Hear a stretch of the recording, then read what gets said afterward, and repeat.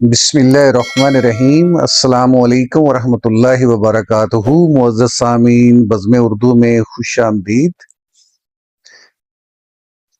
بزم اردو میں آج ہمارے مہمان ہیں منیر نیازی۔ سامعین محترم، پنجابی کا ایک قطع منیر نیازی کی پہچان بن چکا ہے، اسی سے آغاز کرتے ہیں۔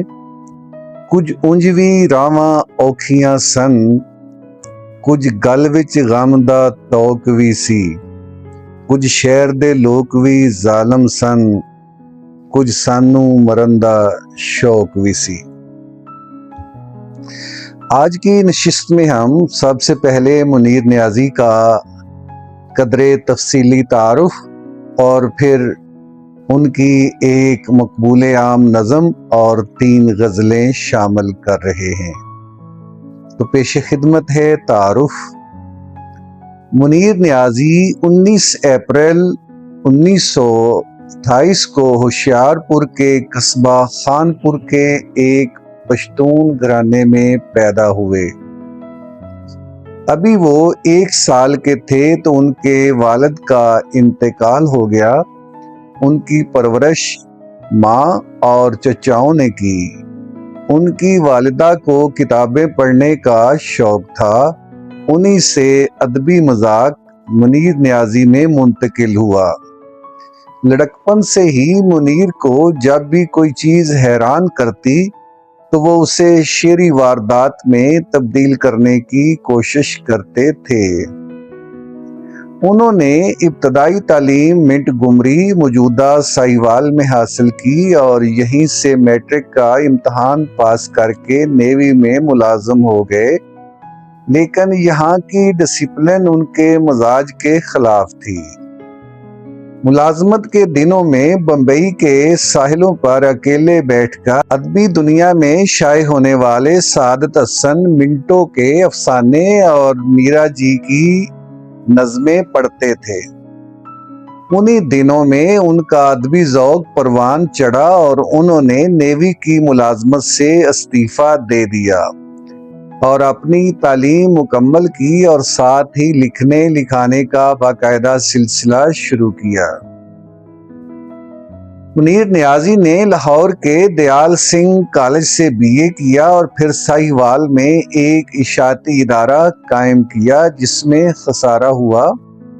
کئی چھوٹے موٹے ناکام کاروبار کرنے کے بعد منیر نیازی بالآخر لاہور چلے گئے، جہاں مجید امجد کے اشتراک سے انہوں نے ایک پرچہ 7 رنگ جاری کیا۔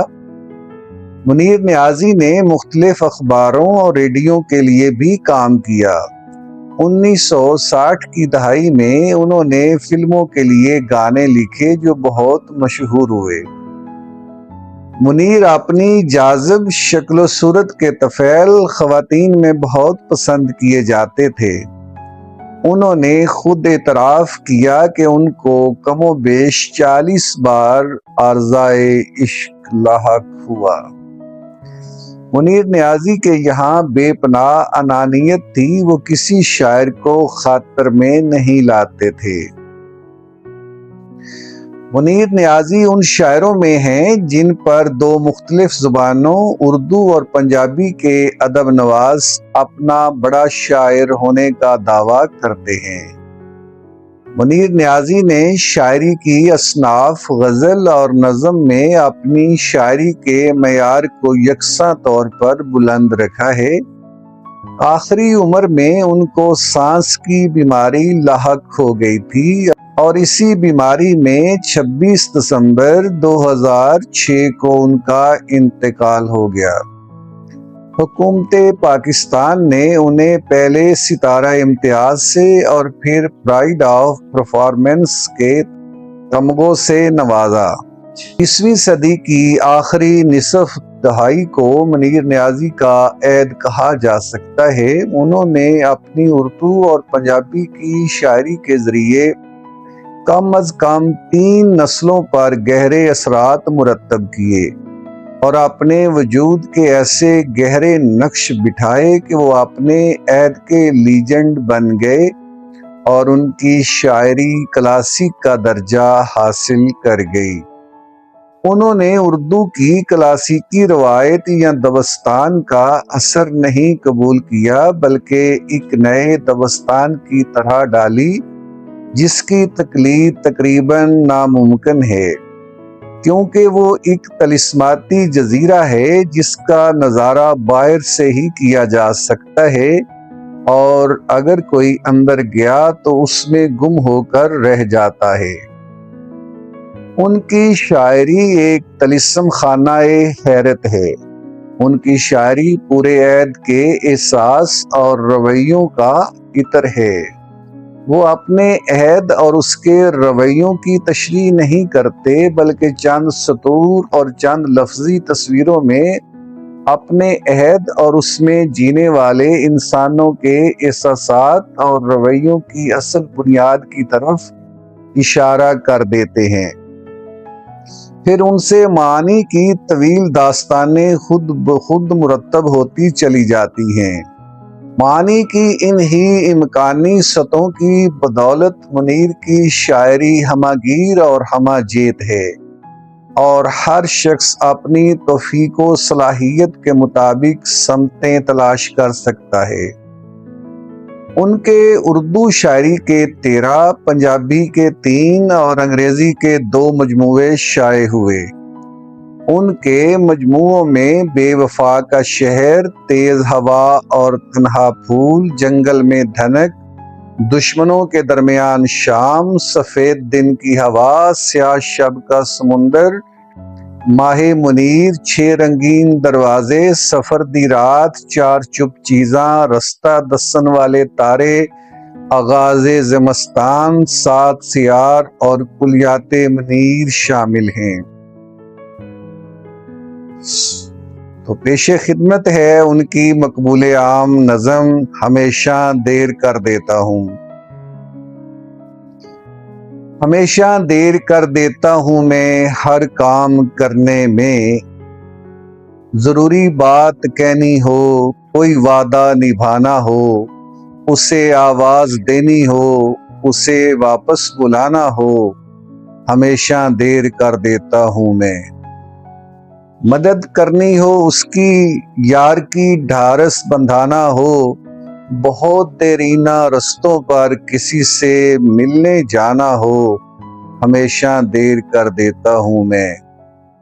بدلتے موسموں کی سیر میں دل کو لگانا ہو، کسی کو یاد رکھنا ہو، کسی کو بھول جانا ہو، ہمیشہ دیر کر دیتا ہوں میں۔ کسی کو موت سے پہلے کسی غم سے بچانا ہو، حقیقت اور تھی کچھ اس کو جا کے یہ بتانا ہو، ہمیشہ دیر کر دیتا ہوں میں۔ پہلی غزل۔